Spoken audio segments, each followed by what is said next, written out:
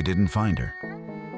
That's the part that unsettled them. Because finding something means it was hidden, and she wasn't. She was always there, documented, recognized, validated, just never relevant. Because no one was looking for her. They were watching him, tracking him, measuring him, waiting for him to confirm what they already believed. So everything around him became background, including her.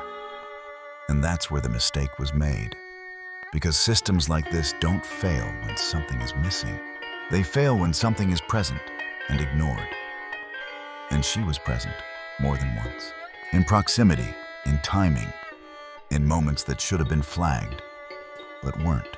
Because nothing about her behavior triggered concern. Nothing about her presence demanded attention. Nothing about her interaction felt out of place. And that's exactly why it worked. Because relevance isn't about existence, it's about recognition. And she wasn't recognized when it mattered.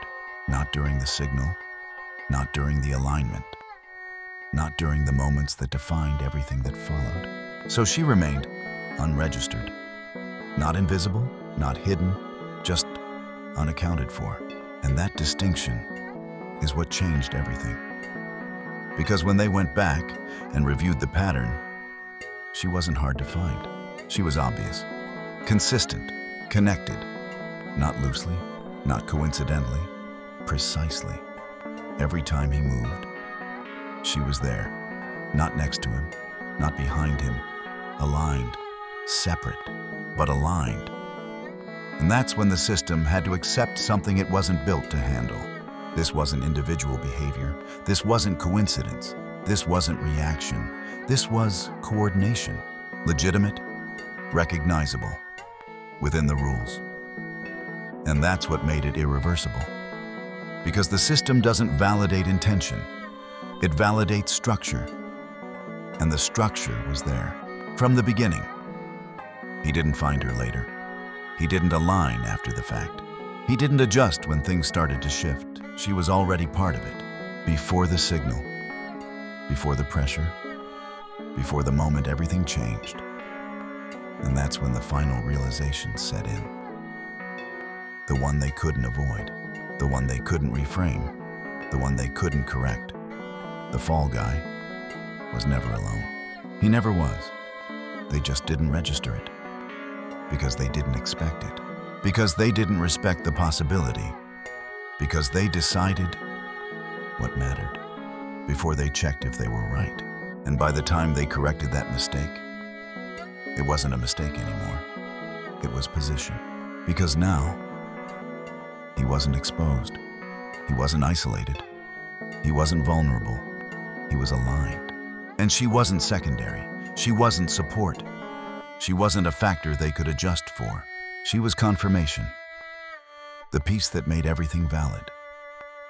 The piece that made everything irreversible. Player 2. Not behind. Not beneath. Not discovered. Just acknowledged too late. Replace only the last portion with this. Because now, he wasn't exposed. He wasn't isolated. He wasn't vulnerable. He was aligned. And she wasn't secondary. She wasn't support. She wasn't something they could adjust for. She was confirmation. The piece that made everything valid. The piece that made everything irreversible. Player 2. Not behind, not beneath, not discovered. Just acknowledged too late. And for a moment, everything stopped. No reaction, no movement, no correction, just understanding. Because systems like this don't panic, they adapt. And adaptation doesn't happen in the open. It happens quietly, deliberately, without warning. So while they were realizing what had already happened, something else was already in motion. Not against them, not directly, just adjusting. Because the system doesn't break, it evolves. And now, it was evolving around them. They didn't react. That would have been easier. Predictable, understandable, wrong. Because systems like this don't respond with emotion. They respond with structure. And structure is quiet. So nothing changed. At least, not in a way anyone could see. No confrontation, no correction, no attempt to undo what had already been done. Because that wasn't possible. The alignment held. The disclosures were valid. The position was real. So they didn't challenge it. They adjusted to it. That's the difference. Because when a system can't remove something, it reorganizes around it. And that's when the first shift happened. Not to them, around them. Small changes, subtle, easy to miss, but deliberate. Access moved, timing changed, opportunities appeared and disappeared. Nothing taken, nothing denied, just repositioned. Because control isn't always about stopping movement.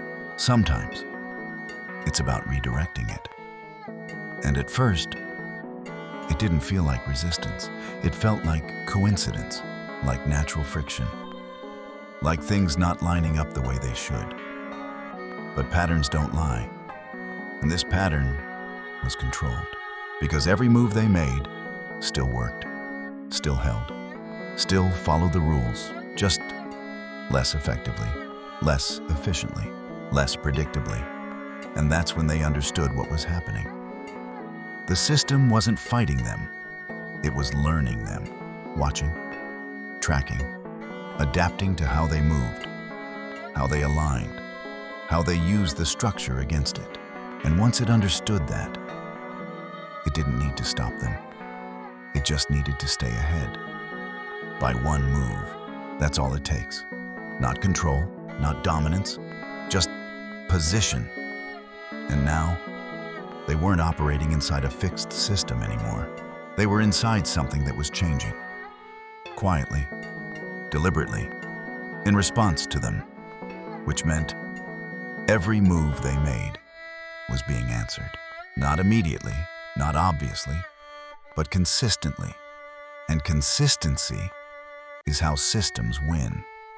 Because over time, small adjustments become advantage. Advantage becomes pressure. And pressure becomes control. And that's when the realization shifted again. This wasn't over. It never was. They didn't break the system. They didn't take control of it. They forced it to evolve. And now, they weren't just playing the game anymore. They were playing something that was playing back.